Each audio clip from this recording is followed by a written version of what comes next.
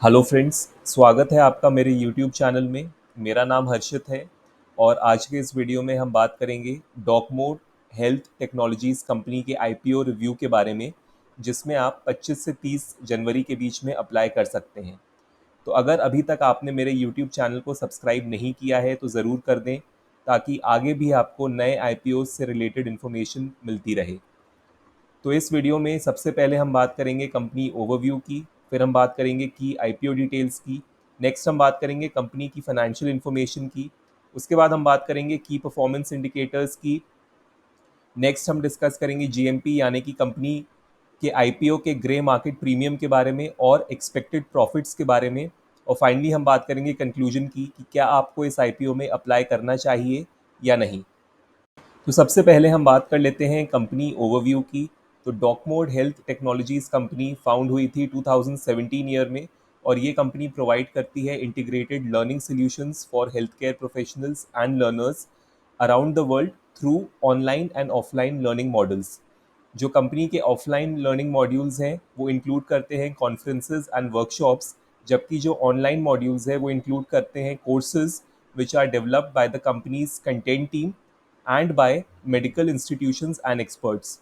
Company एक platform provide करती है for interprofessional cross sector learning through panel discussions and courses, और जो यूज़र्स हैं वो यूटिलाइज कर सकते हैं इसके परफॉर्मेंस असेसमेंट टूल्स को to improve their clinical acumen in daily medical practice. इसके अलावा कंपनी ऑफर करती है टोटल ऑफ 87 सर्टिफिकेट प्रोग्राम्स, और ये कंपनी जो है अफिलिएटेड है with over 35 medical associations and universities around the world. Company के टोटल 66 एम्प्लॉयज़ हैं और ये डेटा एज ऑफ दिसंबर 2023 लिया गया है। अब हम बात कर लेते हैं कि आईपीओ डिटेल्स की। तो जो आईपीओ की डेट है वो 25 जनवरी टू 30 जनवरी है। जो प्राइस बैंड है वो ₹79 पर शेयर है। जो लॉट साइज़ है वो 1600 शेयर्स का है, इसलिए एक लॉट के लिए ₹1,26,400 रिक्वायर्ड है। जो इशू साइज़ है वो ₹6.71 करोड़ है, और जो इशू टाइप है वो फ्रेश इशू है, यानी कि कंपनी नए शेयर्स इशू करेगी। जो अलॉटमेंट डेट है वो 31 जनवरी है। रिफंड डेट, इन केस आपको अलॉटमेंट नहीं मिलता है तो 1 फरवरी को आपके पैसे रिफंड कर दिए जाएंगे। Credit of shares to demat, in case आपको अलॉटमेंट मिलता है तो 1 फरवरी को शेयर्स आपके डीमैट अकाउंट में क्रेडिट कर दिए जाएंगे। लिस्टिंग डेट जो है वो 2 फरवरी है, और फाइनली जो लिस्टिंग होगी वो एनएसई के एसएमई यानी कि small and medium enterprise segment में होगी। अब हम बात कर लेते हैं कंपनी की फाइनेंशियल इन्फॉर्मेशन के बारे में। तो यहाँ पे हमने 3 साल का डेटा लिया हुआ है, FY 2021, FY 2022 एंड FY 2023, और ये जो डेटा है ये इन रुपीज़ लैक्स है। सबसे पहले हम बात करते हैं कंपनी के एसेट्स की। तो जैसा कि आप देख सकते हैं कि कंपनी के एसेट्स कंटिन्यूसली इंक्रीज हुए हैं, जो कि एक पॉजिटिव साइन है बिजनेस के लिए, और ये दिखाता है कि जो कंपनी है वो इन्वेस्ट कर रही है अपने ऑपरेशंस में और अपने एसेट बेस को एक्सपैंड कर रही है। कंपनी के जो रेवेन्यूज़ हैं वो भी जैसा कि आप देख सकते हैं कंटिन्यूसली इंक्रीज़ हुए हैं, जो कि अगेन इन्वेस्टर्स और बिजनेस के लिए एक पॉजिटिव पॉइंट है। प्रॉफिट आफ्टर टैक्स भी कंपनी के कंटिन्यूसली इंक्रीज़ हुए हैं, ये भी एक अच्छा पॉइंट है, एक पॉजिटिव साइन है बिजनेस के लिए। अब हम बात कर लेते हैं कंपनी के नेटवर्थ और रिजर्व्स एंड सरप्लस की। तो नेटवर्थ और रिजर्व्स एंड सरप्लस दोनों ही कंटिन्यूसली इंक्रीज हुए हैं, जो कि अगेन एक पॉजिटिव पॉइंट है कंपनी के लिए। फाइनली हम बात कर लेते हैं टोटल बोरोइंग्स की। तो यहाँ पे टोटल बोरोइंग्स अगर हम देखें तो काफ़ी ज़्यादा इंक्रीज हुई हैं, और ये बिजनेस के लिए एक पॉजिटिव साइन नहीं है, क्योंकि ये दिखाता है कि कंपनी पे जो लोन्स हैं, जो डेट है, वो इंक्रीज हो रही है, और ये बिजनेस के लिए एक नेगेटिव पॉइंट है। नेक्स्ट हम बात कर लेते हैं कंपनी के की परफॉर्मेंस इंडिकेटर्स के बारे में। तो यहाँ पे जो कंपनी का आरओई यानी कि रिटर्न ऑन इक्विटी है वो लगभग 80% है। कंपनी का आरओसीई यानी कि रिटर्न ऑन कैपिटल एम्प्लॉयड लगभग 22% है। डेट टू इक्विटी रेशियो 2.44 है। रिटर्न ऑन नेटवर्थ 56% है, और जो price to book value ratio है वो 4.85 है। अब usually R O C E, R O E और आर ओ एन डब्ल्यू अगर 15% से ज़्यादा होते हैं तो वो अच्छे कंसिडर किए जाते हैं, और इस केस में जो are O E, R O C ई और आर ओ एन डब्ल्यू हैं वो 15% से ज़्यादा हैं, तो ये एक पॉजिटिव साइन है बिजनेस के लिए। डेट टू इक्विटी रेशियो की बात करें तो अगर डेट टू इक्विटी रेशियो 1 से कम होता है तो वो अच्छा कंसिडर किया जाता है। यहाँ पे जो डेट टू इक्विटी रेशियो है वो 2.44 है, जो कि थोड़ा ज़्यादा है, और ये दिखाता है कि कंपनी पे डेट ज़्यादा है।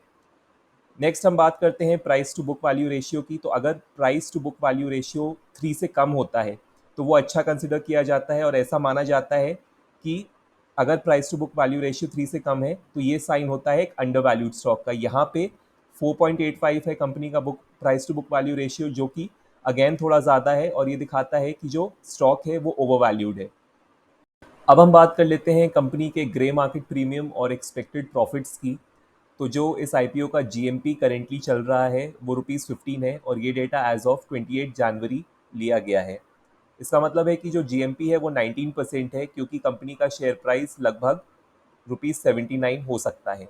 और जैसा कि हमने पहले डिस्कस किया कि जो लॉट साइज़ है वो 1600 शेयर्स का है, और जो शेयर प्राइस है वो ₹79 है। इसके जो funds required for one lot होंगे वो होंगे ₹1,26,400। और जो एस्टिमेटेड लिस्टिंग प्राइस है वो 79 प्लस जीएमपी यानी कि 79 प्लस 15 दैट इज ₹94 हो सकता है। इसलिए जो expected listing gains on one lot है वो है 1600 इंटू जीएमपी यानी कि 1600 इंटू 15 दैट इज ₹24,000। और ये जो 24,000 है ये आपके इन्वेस्टमेंट का 19% है, यानी कि आपको 19% प्रॉफिट्स हो सकते हैं। फाइनली हम बात कर लेते हैं कंक्लूजन की कि क्या आपको इस आईपीओ में अप्लाई करना चाहिए या नहीं। तो यहाँ पे सजेशन ये है कि इन्वेस्टर्स अभी वेट कर सकते हैं, क्योंकि अभी जीएमपी इस आईपीओ की सिर्फ 19% चल रही है, और सजेशन ये है कि आप इस आईपीओ में लास्ट डे पे अप्लाई करें 30 जनवरी को, after checking the subscription status and GMP. तो अभी डे वन पे यानी कि 25 जनवरी को जो इस आईपीओ का सब्सक्रिप्शन डेटा चल रहा है वो अच्छा है, क्योंकि ये आईपीओ अपने पहले ही दिन पे 2.78 टाइम्स ओवर सब्सक्राइब हो चुका है।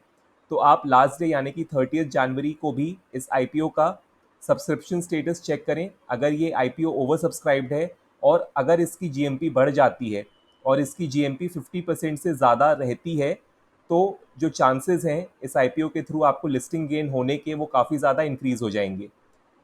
तो फाइनली ये एक इन्वेस्टमेंट एडवाइस नहीं है, आप अपना रिसर्च और ड्यू डिलिजेंस करें और अपने फाइनेंशियल एडवाइज़र को भी कंसल्ट करें before investing in this IPO. तो उम्मीद करता हूँ कि आज का वीडियो आपको पसंद आया होगा। अगर वीडियो पसंद आया है तो इसे लाइक करें, अपने फ्रेंड्स और फैमिली के साथ शेयर करें और मेरे यूट्यूब चैनल को सब्सक्राइब करें। बेल आइकन को भी प्रेस करें ताकि आपको मेरे नए वीडियोज़ का नोटिफिकेशन मिलता रहे। Thank you.